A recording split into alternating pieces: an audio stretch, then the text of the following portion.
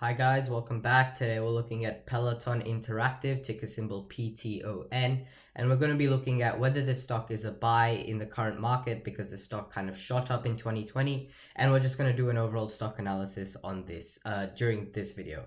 Also, if you do enjoy, consider subscribing. It's free and it helps me out a ton. If not, thanks for watching anyway. Let's get on to the video. So just a little bit about the company. Peloton is an exercise equipment and media company. It operates in quite a niche market where it sells both home fitness gear, such as like bikes and those kind of stuff, but they also sell fitness subscription services like workout routines and stuff like that. And this business model was kind of like soared during COVID because a lot of gyms were closed and people had time to kind of get themselves into shape. And because of this, their sales and revenue and profit grew multiple times, increased during the course of 2020. And during the same time, the shares have grown 412% over the last year. And the demand of the company's exercise bikes and digital subscriptions soared due to the stay-at-home orders. So we can see in 2020, this was a very good growth stock. And over the last year or so, because a lot of people were staying home and gyms were closed, a lot of Peloton's competitors also tried to enter the market, such as Lululemon and Nordic Track. Both of these companies tried to launch similar services as Peloton, where they sold workout subscriptions and exercise bikes. However, by the time that they kind of entered the market, it was a few months too late, where PTON had a very, very strong brand name already. And because of this, they didn't technically lose any customers to their competitors. Instead, they managed to take into their competitors' market share and were able to sell their sales and they were able to make more sales and were able to sell their services at a higher price as well. And because of this, it performed much, much better than its competitors.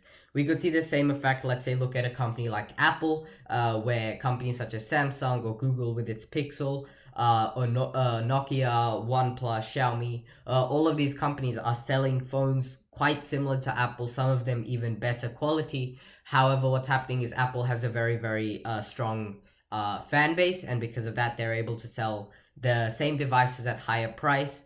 And because of this, they're able to make more profit, and they have a very, very strong brand name. And that's basically what we have here in Peloton.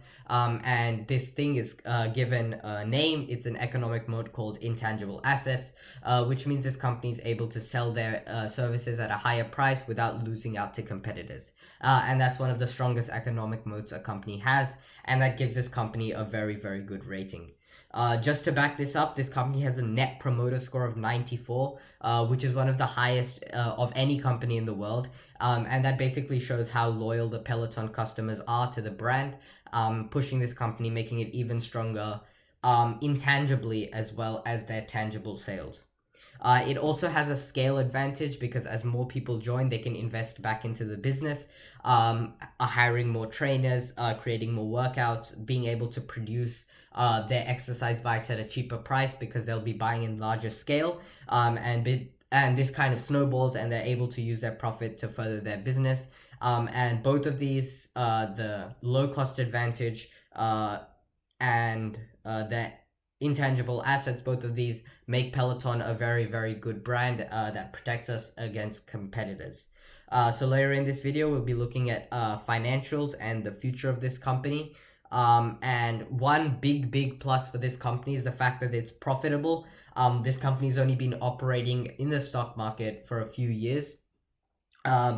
And because of this, it's very, very rare that a company that grows this fast maintains profitability. Like, look at companies like Amazon took years to become profitable. Tesla, Neo still aren't profitable. But this company, who's kind of come out of nowhere, is already very profitable, alongside with these economic moats, make it a very, very good, strong investment on the fundamental side of it.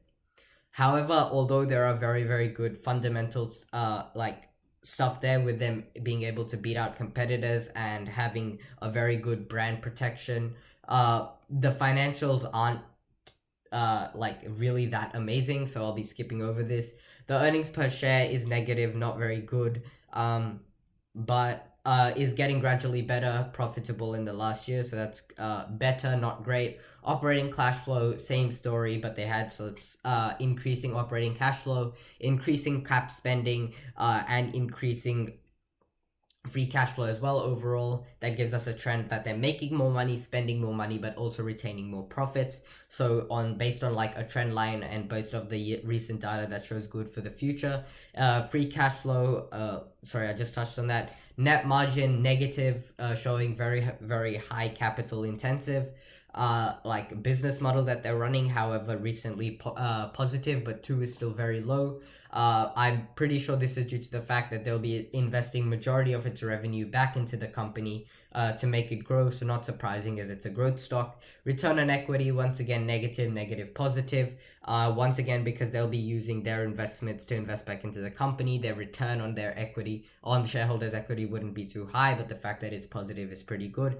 Interest coverage, currently paying no interest, so that's fine, and low debt as well. So that's not too much of a worry about. So if they do want to make investments in the future and take larger risks, they'll be putting themselves less behind because of the fact that they have low debt. 2 things I really do want to touch on is that this company is very overvalued. It has a P ratio of more than 1,000. That's similar valuations you're looking at about like what Tesla is. Tesla has a P ratio about 1,400 over the last time I checked a few weeks ago. However, the forward PE is better based on like the forward earnings over the next 12 months. The forward PE is set to drop down to 357. That shows basically that the earnings per share will grow multiple times over the next few years, showing good growth, but still very high overvalued. So it is overvalued based on current financials.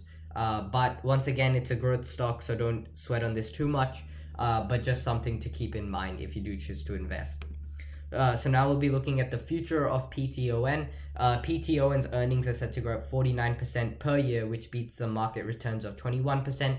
Its industry is set to grow at 40%, but that would be heavily skewed because the industry that it is in, which is the consumer industry, consumer materials industry, was very beat down by COVID, while this company was booming during COVID. So here we're looking at a booming company growing 50%, while the industry is a falling industry growing 50%. So its earnings are still set to grow much faster than its industry.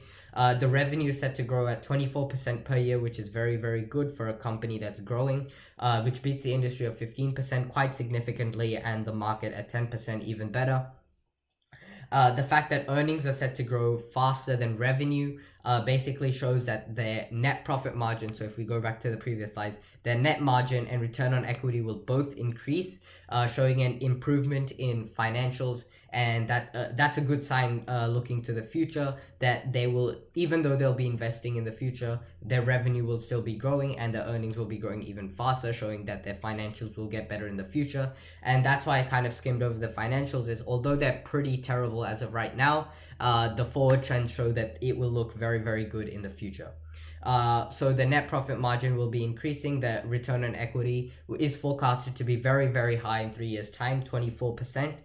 This shows very good use of shareholders equity in the future, and shows a significant improvement of financials. If you look right now, the return on equity is about 3%, and to jump that to 24% over the next 3 years is very good. The assets also safely cover liabilities. They also have very low debt and no interest coverage. So basically what it means, if this company decides to take any risks or try to jumpstart their business with another surprise move, they'll be putting themselves less on the back foot because they have less debt, no interest coverage. So they'll be struggling less financially if they do choose to do something. So if we look at the technical analysis right now, we can see that in 2020 the share price jumped from about $20 and finished at around $120. Currently you could see that the stock price is significantly higher than both the 20, 40, 20, 50 and 200 day simple moving averages. If you looked later towards end of November, early December, you could have seen $100 drop in price there. That's where would have been a very good buy for this company. But if you do choose to invest right now, I doubt it's going to drop another like 20-25% to $100.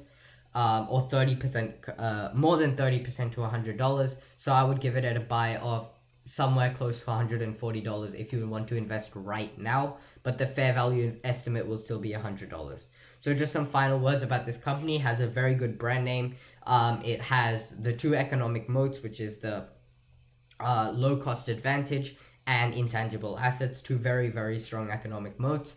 The financials aren't amazing of right now, but are set to improve at a very, very quick rate. Both net profit margin, earnings per share, revenue, in operating income, free cash flow, and return on equity are all set to get very, very strong over the next 3 years. It's profitable right now, which is a big, big plus for a company, especially a company growing at this rate. But currently it's very, very overvalued. I would give it a fair value estimate about $100 to $110. However, if you do want to invest as of right now, $140 would still be an okay entry price if you do choose to invest, because I don't think the company will drop down to 33% in one kind of drop. But as always, do your own due diligence. Thank you for watching, and I'll see you in the next one. Bye.